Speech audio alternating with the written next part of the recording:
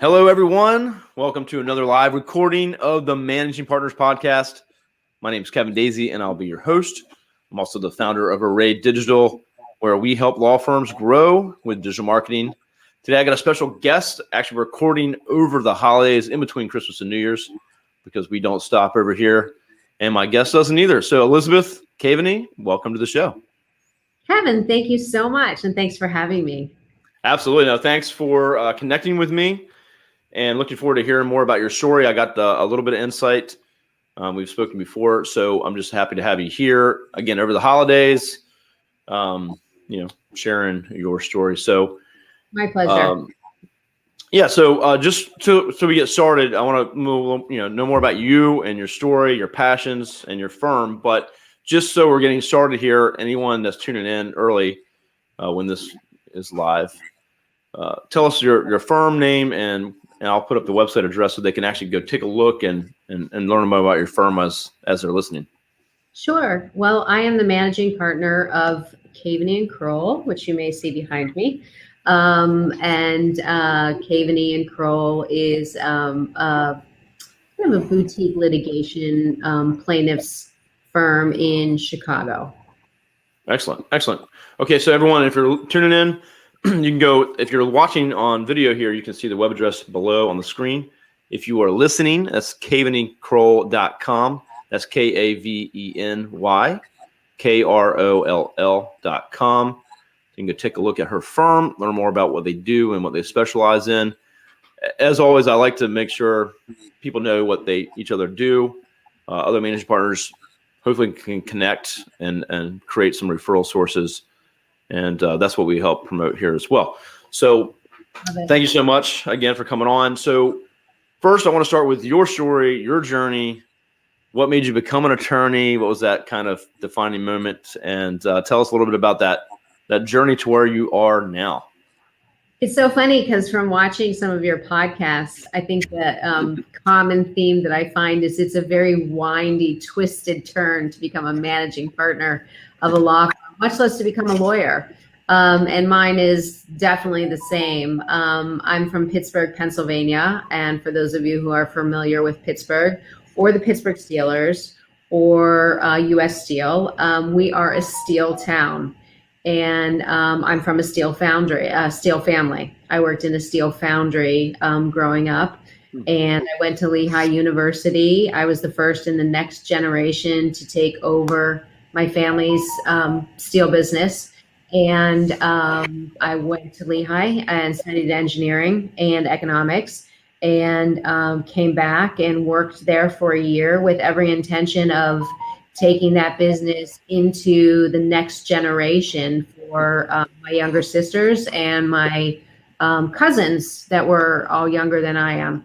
And within a year, after being at a school like Lehigh, which is Bethlehem Steel's engineering school, I could quickly see that this was not a business that was going to support another generation. It had been in my family I would have been the fourth generation. Wow. But it was not, we weren't automated enough. We weren't advanced enough. We hadn't done the right things to keep us modern, if you could be modern at all in the steel industry. So I convinced my dad that now was the time, and we took the steel company apart. We sold off the pieces, and we paid for my sisters, my cousins, myself, everybody to go to college, and me to go to law school. So so that's how I ended up in law school. I picked law school because, like so many people on your show, I took a couple law classes in college and liked them, unlike a lot of other things. And I went to law school. I didn't have any lawyers in my family, no real law background, but jumped in with both feet. And I got to say, it was, other than having my children, which I know you as a dad can relate to, it was the best 3 years of my life. It was, 3 years where I knew I was exactly where I was supposed to be. I loved every day of law school. I loved the learning. I loved the mock trial. I loved the classes. I loved the intellect. I loved the other people. it was just a really amazing experience, and reinforced in my mind, this is the right track that I'm on. So that's how I got started. Very awesome story, very interesting story. And I think honestly, one of the things I think that, as a managing partner and being very successful and doing your own thing is being that, young and realizing and recognizing that that business wasn't going to be sustainable. Yeah. That's a hard thing to do, especially if you don't have, quite the experience at that, you're young to make that decision for yourself. I think was pretty awesome. Yeah. Yeah. And not just for myself, but for my entire family. It's a big burden, but it prepared me for the burden of being a lawyer, representing clients, and being a managing partner and leading other attorneys. So start young, start strong. I love it. I love it. So I'm actually in Virginia, so I've been to Pennsylvania quite a few times. Not too far away from me, but I don't think I've ever been to Pittsburgh though. But amazing story. I love it. So I want to take a little bit step further. Is take us through. You became an attorney. You went to law school. Out of there, what path did you take? I assume you went to work with some other firms, or kind of worked your way through to get to where you are now. So give us a little more information on that, and then when you started your firm now.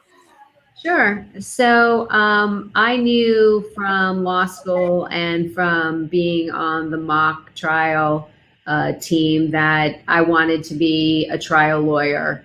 I wanted to be in the courtroom. I couldn't understand why anyone would go to law school and want to do something else, transactional work or contracts. Like it just, I didn't understand it. To me, there was nothing better than being on your feet, cross-examining, direct examinations, just thinking on your feet. And so my mom worked for Midway Airlines based out of Chicago. I loved Chicago, and I wanted to come to the city of Chicago. So I found a firm that was hiring an associate, a small firm. They had 3 attorneys, and they wanted an associate. And they wanted an associate with experience. And this is one of the greatest things I can share to younger lawyers, and that is never take no for an answer. So I told them I was coming to Chicago to interview with some other firms. Not true. That I was going to be there in 2 weeks. Not true. And that I wanted to just meet them and learn a little bit more about their firm. So I got my foot in the door. And after the interview, which went very well, the attorney said, we're just not looking for a first year. We want an attorney with some experience.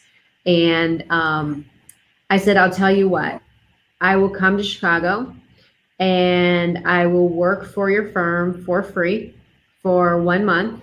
And if at the end of the month you do not think that I am add value, then I'll walk away. No hard feelings. But I think you're going to find that you made a good bet on me. And so they did. And so that's why I say never take no for an answer. Get your foot in, push, push, push if it's something that you really want. So that was my first job. Epstein, Zaidman and Estray was the name of the firm. Great. That's awesome. Start with 5 years of litigation experience. I tried a murder case within my first year of passing the bar solo. Did a lot of civil work, did a lot of criminal defense work, was in the courtroom all the time trying cases, and I'm really grateful to those guys for giving me my start. They were all wonderful mentors in different ways. I went from there when things changed there. I went to Kane, Obish, Propes and Garippo, which was exactly the same thing, another small litigation firm, plaintiff's personal injury firm, that they were all in the courtroom a lot. They did mostly PI, a little bit of criminal defense. They were all great lawyers. And I went and I worked for them for a few years. They had one thing that my previous firm did not have, and that was a woman. They had a female attorney, which I very much wanted to work for a female attorney as a female. It makes a difference. And I wanted to see, how does a female attorney address? How does a female attorney carry off a cross-examination without looking like a bitch?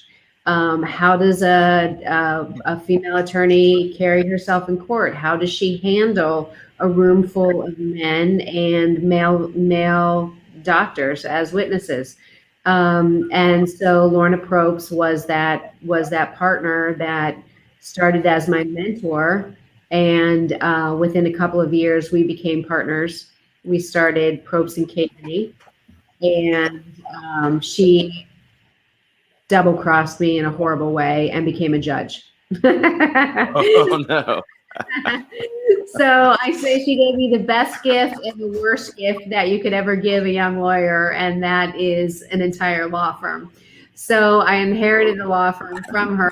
At the same time, I had 4 children under the age of 6, and decided to merge with the firm. Did that for 8 years. It was a very good firm. It took me to a new level of the type of cases that we did.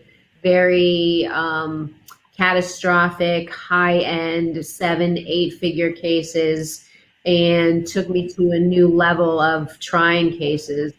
And one day I looked around, and, truthfully, Kevin, I had been there for 8 years. The main partner who I loved and that I went there for had retired, and I looked around and I thought, I don't really even like these people. That's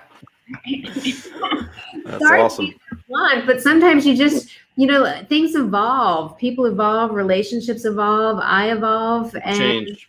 yeah, things change. And I was like, okay, I've got one good chapter left of my life, of my career. What do I want to do with it? And I had been at so many great firms, had been with so many great mentors. And I said, I want to start a firm from scratch. I want to take everything I've learned, all the best people from all the best firms, and I want to start from scratch. And I want to do it exactly the way it should be done, from communication with clients to how a firm works internally, to how to make everybody on a team versus competitive, to compensation. And I just created it from the ground up. I spent a year devising it, and that's the birth of Kaveny and Kroll.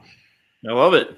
I absolutely love it. So a couple of key things in there too. I think one, you had time to plan and really create what you want. Yeah. And I think, a lot of businesses, not just law firms, but they're usually started kind of, no budget, no structure, no process. You just gotta have to do what you can. Yeah. And so it's hard to over time change it to what you need it to be. But yeah. So you had a nice fresh start, which is great. And then also communication with clients. You mentioned that's massive. And that's something that my company, we work on constantly. And it's never perfect. It's always a work in progress, but that's a huge piece. It is the number one complaint made to the Attorney Registration and Disciplinary Committee is that clients don't receive the communication from their attorneys on what's going on with their case. Yeah, and, so and they're concerned and worried. Yeah, exactly. So we have a pattern set up of every time the case hits a milestone, the client automatically gets a letter saying, hey, great news, all of your medical records are in, we're ready to review the case. We should be back to you within 30 to 60 days so that they know what to expect. I mean, this is their life. And in many cases, they are lost. And we don't want them to feel that way. Yeah, no, it's that. And so we do just marketing for law firms, which is what we do. But same thing. Well, it's their budget. It's their money for their marketing and advertising. So it's what's going on? Am I getting calls? Am I getting leads? Is my money wasted? It's not quite life and death, but it's their livelihood. And for us, we have to be Johnny on the spot with that communication and say, you're now here. We got this done. So I think there's the communication for law firms. I hear that's a big issue and concern for a lot of firms. You might not think it's life and death marketing for a law firm, but you'd be surprised. It is. Well, a lot of stock and a lot of faith in a company like yours when we pick it to do our advertising, and we are supporting an entire staff of employees and their families and clients and their families, and you're kind of at the pinnacle of that marketing for us. So give yourself a pat on the back. You are actually exciting for life and death. Well, I appreciate that, and that's actually something which is off topic here, but that we're working on internally for to let our staff and team members know.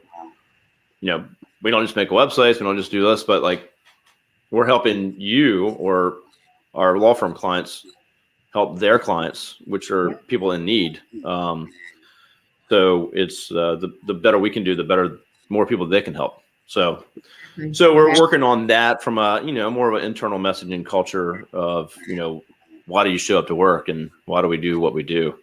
Yeah. Because it's not just making websites or social media posts, right? So, but anyway, that's something aside that we're working on. But so also one more thing I wanted to hit on, which I thought was hilarious, was that you basically are like, hey, I'm going to be in Chicago next week or whatever.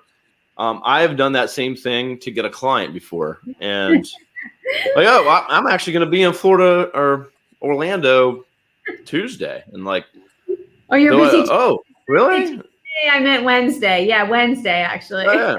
And then I'm like messaging like someone on my team, like, what am I got going on? Like, can I get a flight like right away?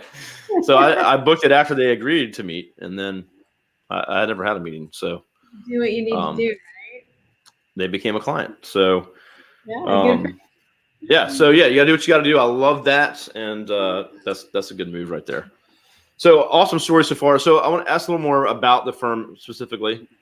Sure. Some of the marketing you've done now, how long have you had this new brand, the new firm? It's been 3 years now. 3 years. Okay. So what are some of the things that you've done, just because we do marketing and we like to ask a little bit about that. Yeah. What are some of the things that you've done outside of just referrals? I know you have connections, and I'm sure you have some mentors and referral partners. What have you done from a marketing standpoint, outreach, websites, all that stuff that has generated some cases coming in the door? I've tried to think outside the box, as I did when forming the firm, and not do just the tried and true things. I think there's organizations that everybody feels like, oh, we have to join this, or, oh, our name's going to be missing from this list if we don't pay them, $10,000. You're going to be a super lawyer. Yeah, exactly. Didn't want to call anybody out, but yeah. Sorry, I'll do it. So I tried to, so I'm glad you did. Thank you. So I've tried to think outside the box, and,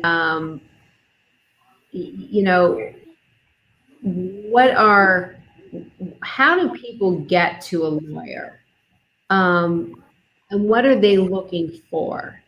And whether it's from a referring attorney or it's a direct in from a client, it's usually a personal relationship and someone that they really care about. And so I've tried to create a website, tried to create videos on our website that show we're people. The same thing in my Facebook and in my LinkedIn. I put in there pictures of my dogs, and that I have 4 children, and that I spent 4 months in the NICU. I know what it's like to have a child with special needs or coming from a hard start, and try to market those aspects of us that might not be, as well as, one of the top 25 medical malpractice attorneys in the country, all the things that, the accolades that I get. But also remember, I'm a person and I care about other people, and it's why I do what I do. And, most of the referrals, even if they come in from a lawyer, it's their neighbor, it's their cousin, it's their uncle, it's their mother, it's someone that it means something to them. It's not just a cold call they got on the phone that they're referring to me. Yeah. And so I think that personal touch in marketing is something that I've tried to emphasize. No, I love that. So, And I completely agree. And for me, that's like those things have to be done right. And if not, every other thing, anything I could do or market, advertise for you, just say, if the website and your brand, your message, the human element, your culture, whatever, if that's not done right and it's not appealing to anyone, or they don't feel they get to know you, or they're not comfortable, then you're really wasting money on a lot of other ways to get people to your site. Yeah. If that site's not doing its job, and not just the site, but it could be your brand, the logo, everything, photos, the people, all those things I think everyone needs to think about as an attorney or managing partner, that even if it was a referral and that referral first went to your site to see if they were going to call you, how many referrals may you not get because they're like, oh, that's looks like a stuffy old, law firm. I don't want to talk to them. I don't know. But so it's just how can you improve those things like you've done, which will help amplify everything else you do. I've gotten clients where they say, hey, I've seen your videos on LinkedIn and for 6 months, and I feel like I know you. I want to become a client. And I'm like, I don't even know who they are. And they're just like, I know it's kind of weird, but I feel like I already know you guys. And so, video is strong with that, and posting and being authentic. Authentic, exactly. Authentic and genuine. And isn't it so true that somebody should, when they see your marketing, they should get a feel for you and your company and your culture and know whether you're the right one for them. Exactly. Because you might not be. I mean, it doesn't hurt my feelings. That's okay. Wants to go to a firm with all male and very traditional dark wood and heavy library and all the books, and if that's what they're looking for, then that's it. Find it. Go find plenty of those. I'm more Seuss than LA Law, but that's okay. Well, I think that's the other important thing is understanding your ideal customer, and everything else you do is catered to them. Like it's everything visually, design, everything should be having them in mind. And so you don't get the customer, those clients that you don't want shouldn't be attracted to you. Right. So exactly. Yeah. So again, that's for me, that's like so important what you've done there, because I think a lot of people skip a lot of that stuff. They're just like, whatever. And they spend a lot of money advertising or Google ads or billboards, and there's no consistent message. There's no, there's no human element. There's no reason to want to talk to those people at all. So finding a marketing company that you trust and that gets you, I think, is so important, because it is one of the biggest expenses of a law firm. And at least it should be, from a managing partner perspective, it should be your space, your people, and your perception or your marketing. So your 3 Ps, your people, your place, your perception. And the marketing it's either hitting your mark and it's giving the right perception of who you are and who your firm is, or it's not. Yep. No, I totally agree. And I have another personal podcast that I do, and I just did an episode recently, but it was, everything in your business is your marketing. The wall color, the people you hire, everything, every single thing you do and say inside or outside of the firm or your company is your marketing in some way. How someone interacts with people that are on the phone, how people interact with your employees. So just everything. So it's something I think everyone needs to take a hard look at, because I talk to a lot of firms that are not quite as put together. So I can see, Kevin, why people fall in love with you and want Array Digital to do their marketing, because you really get it. And I can see why you get law firms that contact you and be like, I've watched some of your videos and I watched your podcasts and I need your help. I can definitely see it. Well, I appreciate that. We got a ways to go. We niched in law about 2 years ago, so we're still figuring things out. But we're very selective too. We don't just hire or sign on clients that are just not a good fit. There's plenty of firms out there that are not good fits for us that we can't help. So it's it's something that we work towards, but we know who's the right fit, and we got to be very focused on that, and that's it. Mm-hmm. So, but no, I appreciate that. Okay, so ask them more questions about your firm. 3 years in, what is your plans? Say for 2022, any big goals, any big plans, and then maybe looking like 5 years out. What is on your radar? Boy, those are good. And we'll put Omicron and all that aside. We have no clue. We can't control that. But other than that, what is really your goals for growth going forward? That's a really good question. So although we're 3 years out, I feel like we're 1 year out because the courts have been closed for 2 years, and that's just a fact. So we had a great first year. It was a lot about bonding. A lot of motivation of the employees, a lot of just getting to know each other and make us a cohesive team that knew each other's cases, knew each other's clients, and nothing would be dropped. And I think as far as growth, where I'd like to see us go in the next year, we're starting a birth injury trial on January 5th for a 7-year-old girl that has cerebral palsy as a result of her labor and delivery. So that is, a 2-month trial for us. That'll take up a lot of 2022, kick us off. And then we just have a backlog of trials that we're booked 2 in November, 1 in December, 1 in January, 3 in February. And I think it's going to be kind of a catch-up year for us, which will be great. It'll be great to have those clients see their case come to a fruition. It'll be great for us as a firm to have those cases close from a financial perspective, because we, as a plaintiff's firm, work on a contingency fee basis. So I think that's kind of my goal for 2022, is just to get us rolling in the way that I want us to roll in the future. Excellent. Yeah, my long-term goal is to help everybody here at the firm kind of find their niche or their niches. I've definitely found mine, which it's hard as a managing partner. My heart goes out to all the managing partners, because we're in charge of HR, we're in charge of finances, we're in charge of hiring and firing.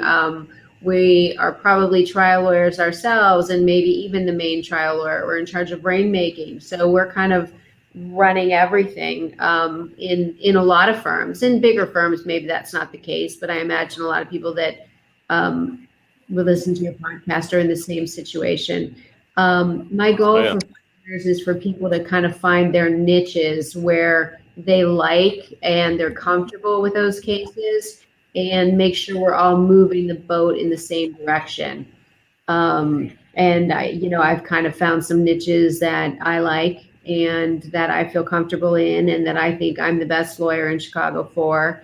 And so I just want to kind of keep moving in that direction. We're also hiring. We're hiring a couple of new legal assistants, not necessarily partner, but I like bringing women in. I like bringing them in from the ground level, or 1 or 2 years, and pushing them forward. I see ourselves as a female forward law firm. Don't tell my partner Jeff Kroll I said that.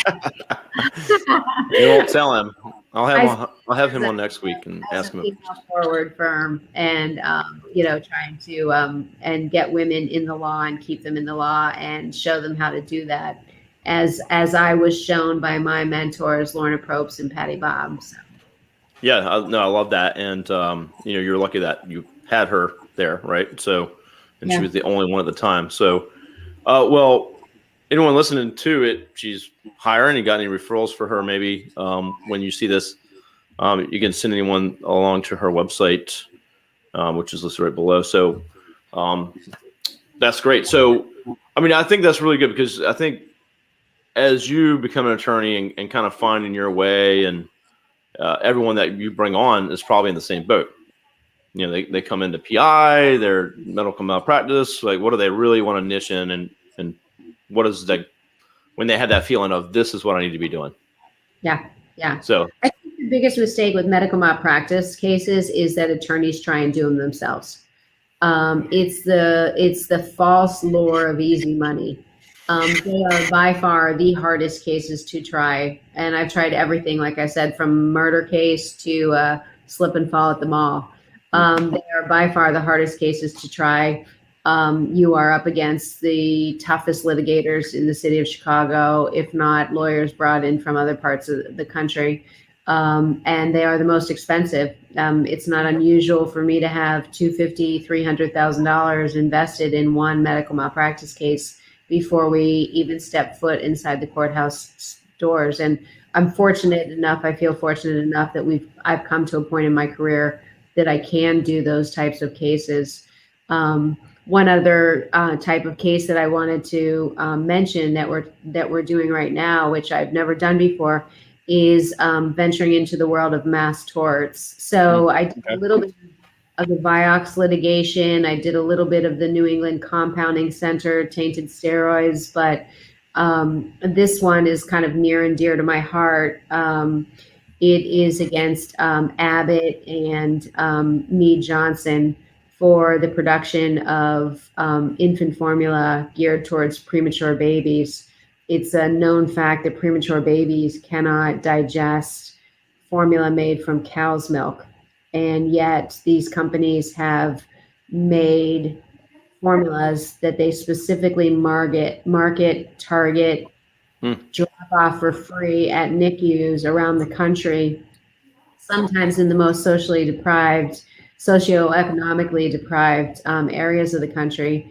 And it causes the babies' bellies, their intestines, to literally perforate, and they live with lifelong injuries and sometimes even death. So there's thousands of babies across the country that have been affected by these formulas over the last 10 years.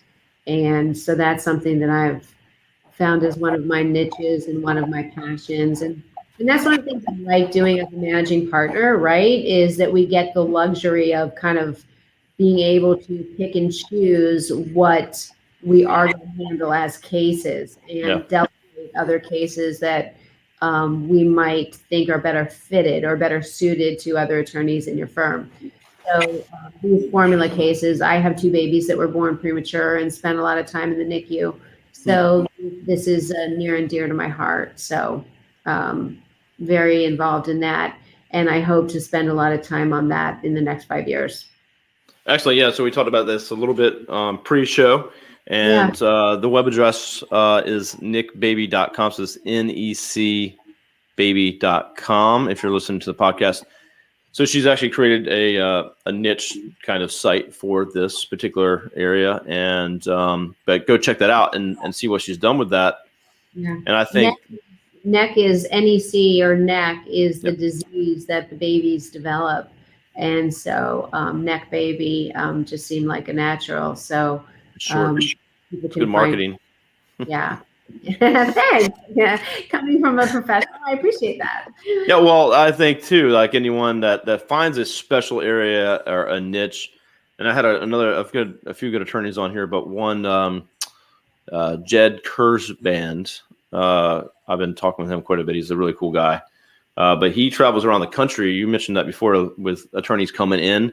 He's one of those attorneys that comes in from he's actually licensed in Florida and Hawaii, but he's found a niche in some kind of kidney medical malpractice, and it's these huge cases. And he comes in, he flies all over the world, all over the country, and gets put up for months sometimes to work on these cases. So, but he has a site for it. It's very specific.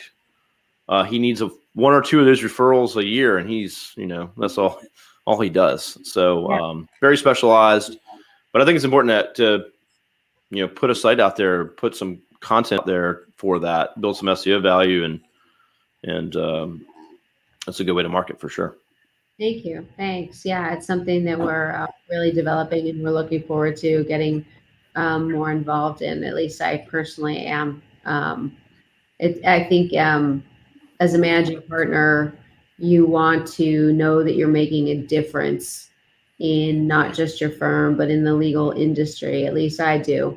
And by bringing attorneys up and helping them to be the best they can be, helping them find their niches, pushing them, and also, still developing as an attorney myself, still challenging me to find new avenues that I want to explore and things that I want to try. It's kind of what it's all about. So. Yeah, and I think you mentioned this too. I think always keeping the doors open too, which is, Yeah. Well, yeah, I think you've done the time. You've done a lot of these cases, and yeah, now you get to say, hey, I want that one, and I don't want that one. So, and really focus on what you want to, and younger attorneys might not have that luxury, coming into it, and they got to find their own way. But it's great that you're putting together a system and a platform, a firm that'll allow them to find and specialize themselves, And I think it's important as a managing partner to market not just yourself and not just your firm, but your younger attorneys. I mean, I'm always amazed at even the youngest of my attorneys, the referrals that they bring in. I mean, they bring in great cases. They've got just as many connections. And I think it's silly to overlook their potential and not to market them as well. And so we really try and, do a spotlight of the week and do get, whether it's a legal assistant or a law clerk or one of the associates, make sure that they're being marketed as well. So I think that's something that managing partners of small law firms have the luxury of doing. Yeah, I think with any company, everyone can be a salesperson in your company. Yeah. Right. They're representing your company one way or another, right? So they better remember that on Friday night at the bars. Yeah. Don't stay focused.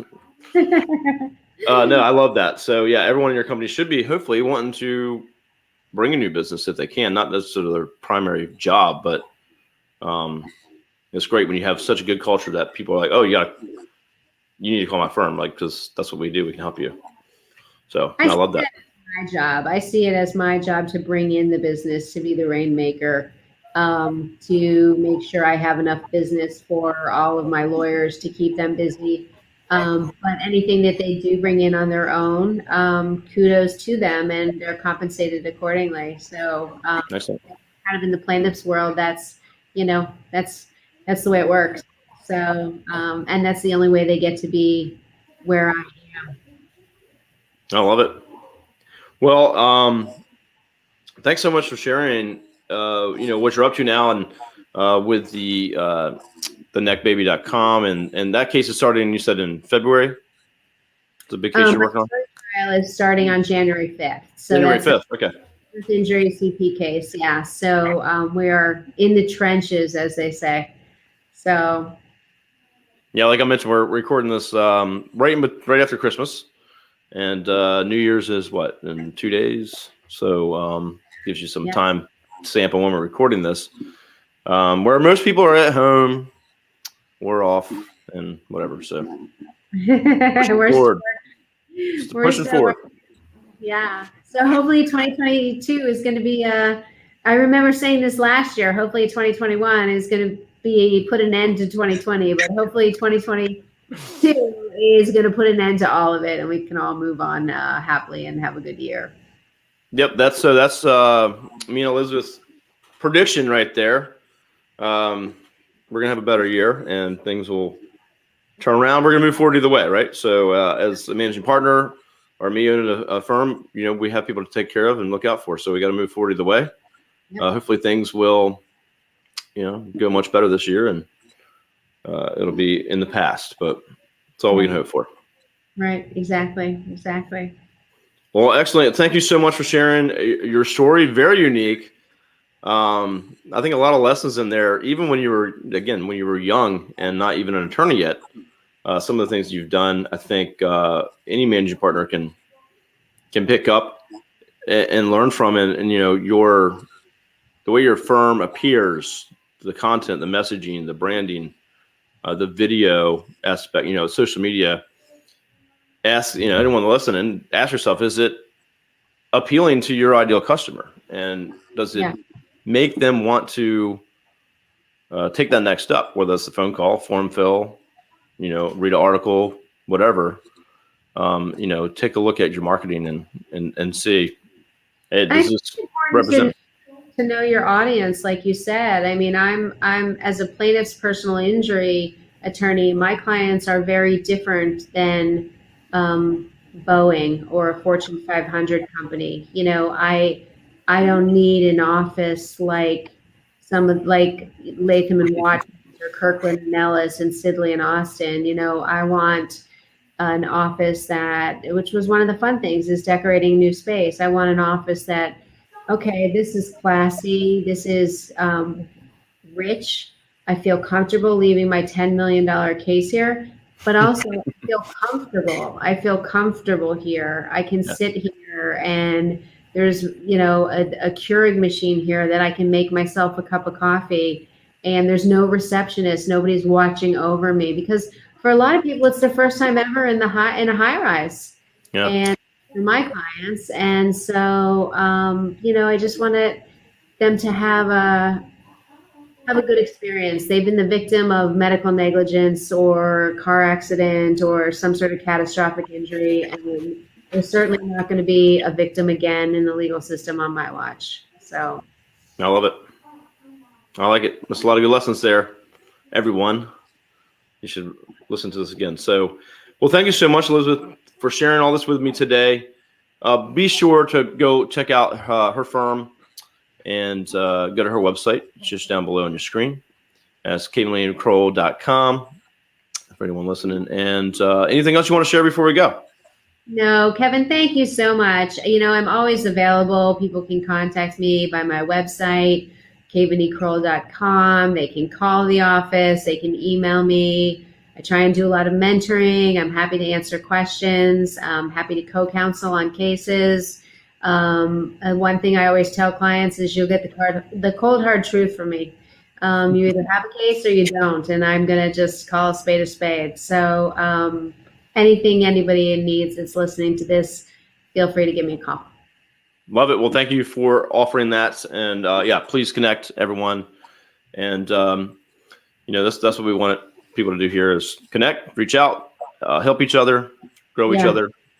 Yeah. And so this will be up soon, or available always up on our website. So raylaw.com/podcast. You can search or sort by practice area, or you can search by location, city, state. So we've had at this point, 160 plus managing partners. So there's lots of great content there, but this episode will be up there as well. So you'll have this to share. And we'll also be featuring this in our managing partners newsletter, which goes out once a week. In there, we give marketing tips. We share episodes that are coming up.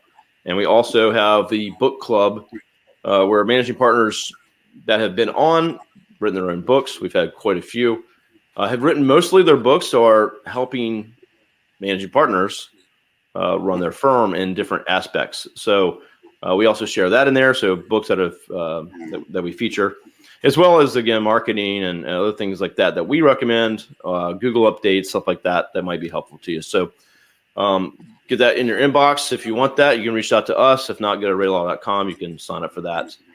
And that's it. If you need any help marketing or doing anything close to what Elizabeth's doing here, reach out to us, raylaw.com. We exclusively work with attorneys. We take on 2 per month, and that's it. We try to control our intake process and our onboarding process and make it the best experience possible. But if you need any help, if you just have questions, just starting out, I'm happy to help you, refer you, tell you what you could do on the cheap versus what we recommend if you have the budget for it. So that's it. Elizabeth, anything else? Kevin, you're doing a great job. Array Digital is doing a great job, and you're doing a great job marketing yourselves and helping other lawyers. I think getting managing partners together and us sharing advice and tips is really helpful. And you're doing a great service for us. So thank you very much. Well, I appreciate that. I really do, and appreciate you sharing, everything today. and learn more about your firm. But yeah, I'll wish you all the success in 2022. Everyone, happy New Year, and hopefully we can have a good year. Everyone get out there and crush it. Bring it. Bring it. Let's go. All right, Elizabeth, stay backstage with me. Everyone else, thank you so much for tuning in, and we will talk to you soon. All right.